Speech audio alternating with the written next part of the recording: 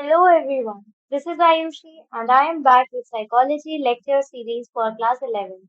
हम chapter 6 learning के बारे में पढ़ रहे हैं जिसके पार्ट 6 में हम वर्बल लर्निंग के बारे में पढ़ेंगे। सो वर्बल लर्निंग शब्द से ही आपको समझ में आ रहा होगा जिसमें वर्बल शब्द इन्वॉल्व है। वर्बल का मतलब होता है या तो बोलना या किसी चीज को समझना। तो वर्बल लर्निंग जो होती है ये जानवर नहीं कर सकते, ये केवल इंसान कर सकते हैं। जैसे कि हमने क्लासिकल कंडीशनिंग और ऑपरेंट कंडीशनिंग में पढ़ा था कि बहुत सारे साइकोलॉजिस्ट ने जानवरों के ऊपर एक्सपेरिमेंट्स किए थे जैसे कि डॉग्स या रैट्स। लेकिन वर्बल लर्निंग के एक्सपेरिमेंट्स हम एनिमल्स पे नहीं कर सकते हैं क्योंकि वर्बल लर्निंग केवल इंसान ही सीख सकते हैं। वर्बल लर्निंग जो होती है ये लिखने या पढ़ने के उससे होती है, यानी कि इंसान इसमें लिखता है और पढ़ता है। इसमें शब्दों का इस्तेमाल भी होता है। साइकोलॉजिस्ट जो होते हैं वो कई तरह की चीजों का इस्तेमाल करते हैं जैसे कि नॉनसेंस सिलेबल्स, यानी कि ऐसे शब्द जिनका कोई मतलब नहीं बनता है। फेमिलियर वर्ड्स जिनको लोग जानते हैं, अनफेमिलियर वर्ड्स जिनको लोग नहीं जानते हैं। सेंटेंसेस यानी वाक्यों का प्रयोग करते हैं वर्बल लर्निंग को समझने के लिए।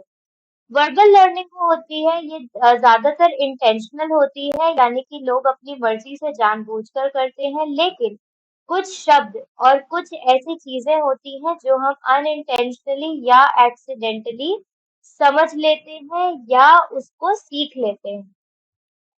ऐसे केसेस में जो पार्टिसिपेंट होते हैं यानी जो लोग होते हैं वो नोटिस करते हैं कि दो वर्ड या तो राइम कर रहे हो या एक जैसे शब्द से शुरू हुए हो या कुछ वॉवल्स हो, तो वो चीजें इंसान ना चाहते हुए भी सीख लेता है। नेक्स्ट है paired associate learning. Verbal learning का पहला पार्ट है पेयर्ड एसोसिएट लर्निंग। इस मेथड में हम एसएस या एसआर लर्निंग को इस्तेमाल करते हैं, यानी कि एक स्टिमुलस दिया जाता है। उस स्टिमुलस के द्वारा जो पार्टिसिपेंट होता है वो एक रिस्पॉन्स देता है, यानी कि एक वर्ड के द्वारा हम दूसरा शब्द सीखते हैं।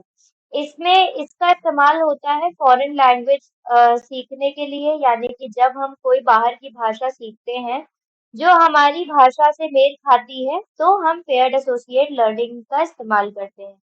इसमें क्या होता है, पहले एक लिस्ट बनाई जाती है जिसमें पेयर्ड वर्ड्स होते हैं।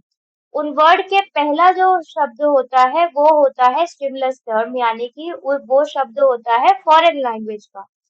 दूसरा होता है रिस्पॉन्स टर्म, यानी कि जो इंग्लिश वर्ड्स होते हैं जिनको हम जानते हैं, रिस्पॉन्स टर्म्स। लर्नर जो होता है उसको पहले दोनों शब्द दिखाए जाते हैं, लेफ्ट साइड के स्टिमुलस भी और राइट साइड के रिस्पॉन्स भी, और उनको बोला जाता है कि इन दोनों को याद करें। फिर क्या होता है कि पार्टिसिपेंट्स को पहले स्टिमुलस टर्म दिखाया जाता है और उनसे बोला जाता है कि आप रिस्पॉन्स टर्म बताएं कि इसके सामने क्या था। धीरे धीरे करके एक एक स्टिमुलस शब्द प्रेजेंट किया जाता है और पार्टिसिपेंट को उसका रिस्पॉन्स टर्म देना होता है।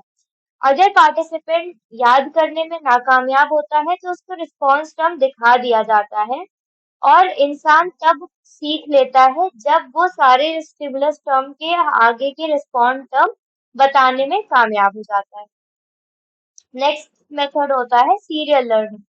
इसमें ये जानने की कोशिश की जाती है कि वर्बल आइटम्स, यानी कि एक लिस्ट दी है तो इंसान उसको सीरियल ऑर्डर में कैसे याद करता है या कैसे सीखता है।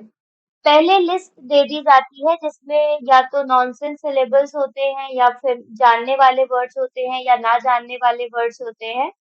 फिर पार्टिसिपेंट को बोला जाता है कि इस पूरी लिस्ट को याद करिए और वो लिस्ट को आप सुनाइए सेम ऑर्डर में, यानी कि जो फर्स्ट वर्ड था उसको फर्स्ट पे रख के, सेकंड वर्ड को सेकंड पे, थर्ड को थर्ड पे और ऐसे ही। फर्स्ट आइटम जो होता है, अगर इंसान ऐसे नहीं याद कर पाता है तो उसको पहला वर्ड दिखा दिया जाता है और उसको सेकंड वर्ड बताने को बोला जाता है। सेकंड वर्ड जो होता है वो पहले वर्ड से ही याद होके सेकंड वर्ड याद होता है, यानी कि जो फर्स्ट वर्ड होता है वो बन जाता है सेकंड वर्ड को याद करने का क्यू, यानी कि फर्स्ट वर्ड के जरिए से हम दूसरा वर्ड याद करते हैं। इसको हम कहते हैं सीरियल एंटिसिपेशन लर्निंग, जिसमें एक शब्द को याद करके दूसरे शब्द को याद करने की क्षमता बढ़ती है। नेक्स्ट मेथड होता है फ्री रिकॉल। इसमें क्या होता है कि पार्टिसिपेंट्स को एक लिस्ट दे दी जाती है जिसमें बहुत सारे शब्द होते हैं। उनको बोला जाता है कि इन शब्दों को पढ़ो और बोलो। हर लिस्ट में 10 से ज्यादा शब्द होने चाहिए। हर जो शब्द होता है उसको कुछ ही टाइम के लिए दिखाया जाता है, जिसको कहते हैं एक्सपोजर ड्यूरेशन, जो फिक्स्ड होता है। यानी कि एक वर्ड को 10 सेकंड दिखाया गया, फिर दूसरे वर्ड को 10 सेकंड दिखाया गया। फिर जो पार्टिसिपेंट्स होते हैं उनको ये बोला जाता है कि आप उन वर्ड्स को या उन शब्दों को याद करके सुनाइए, और वो किसी भी ऑर्डर में हो सकते हैं।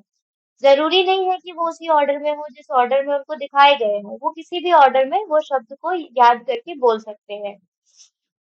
इस मेथड में ये जाना जाता है कि इंसान अपनी याददाश्त में कैसे शब्दों को बैठाने की कोशिश करता है।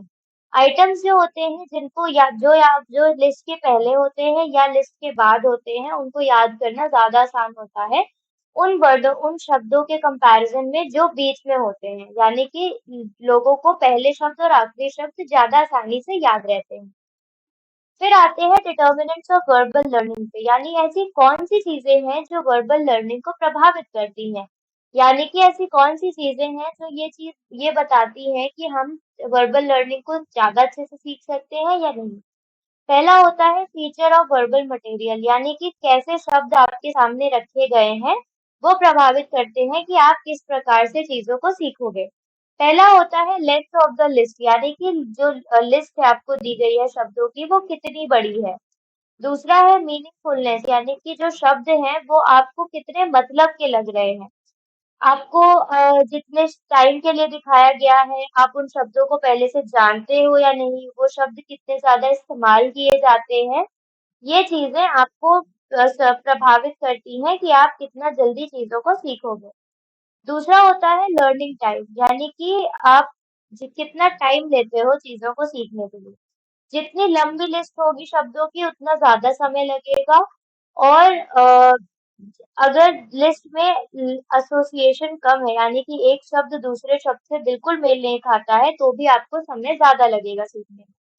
टोटल टाइम प्रिंसिपल होता है जो बताता है कि हर शब्द को लर्न करने में या सीखने में एक संभावित समय लगता है, और उस समय को जरूरी होता है उतना समय देना किसी भी चीज को सीखने के लिए।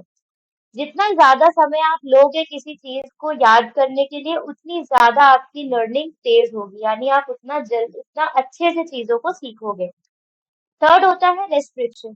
अगर लोगों को रेस्ट्रिक्ट नहीं किया गया हो कि आप सीरियल ऑर्डर में ही शब्दों को बोलो, उनको अगर फ्री रिकॉल का मौका दिया गया है जिसमें वो किसी भी शब्द का प्रयोग कर सकते हैं, किसी भी शब्द को किसी भी ऑर्डर में बता सकते हैं, तो उनकी जो लर्निंग होती है वो हो जाती है ऑर्गेनाइजेशनल। यानी कि लोग अपने दिमाग में शब्दों को अपने हिसाब से ऑर्गेनाइज करते हैं ताकि उनको आसानी से याद हो जाए।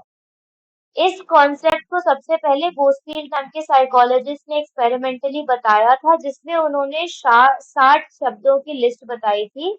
और 15-15 शब्द एक एक कैटेगरी के थे। यानी 15 शब्द किसी के नाम थे, 15 शब्द जानवरों के थे, 15 शब्द काम के थे, 15 शब्द सब्जियों के थे। ये सारे वर्ड्स लोगों को दिए गए रैंडम ऑर्डर में, जिसमें कोई भी कैटेगरी पहले या बाद में हो सकती थी। और पार्टिसिपेंट्स को बोला गया कि आप अपने हिसाब से इन शब्दों को याद करो और अपने हिसाब से इन शब्दों को बोलो, आपको कोई ऑर्डर नहीं देना है। तो ये समझा गया कि जो पार्टिसिपेंट्स थे वो अपने हिसाब से उन शब्दों को कैटेगरी में डाल दे रहे थे, जिसको हम कहते हैं कैटेगरी क्लस्टरिंग। यानी कि पार्टिसिपेंट्स को भले ही वो शब्द ऊपर नीचे आगे पीछे करके दिए गए हों, लेकिन वो पार्टिसिपेंट्स उन शब्द को कैटेगरी में ढाल रहे थे। यानी कि वो नाम वाले शब्दों को एक जगह कर दे रहे थे, जानवरों वाले शब्दों को एक जगह कर ले रहे थे, काम वाले शब्दों को एक जगह कर लेते और सब्जियों वाले शब्दों को एक जगह कर ले रहे थे।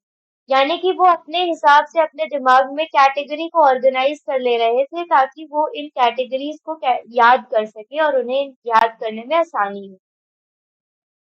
इस टॉपिक से रिलेटेड अगर आपको कोई भी डाउट्स या क्वेरीज है तो आप अपने क्वेश्चंस कमेंट सेक्शन में पूछ सकते हैं। साइकोलॉजी से रिलेटेड ऐसी ही एजुकेशनल वीडियोस के लिए गुरुकुल चैनल को सब्सक्राइब करना ना भूलें।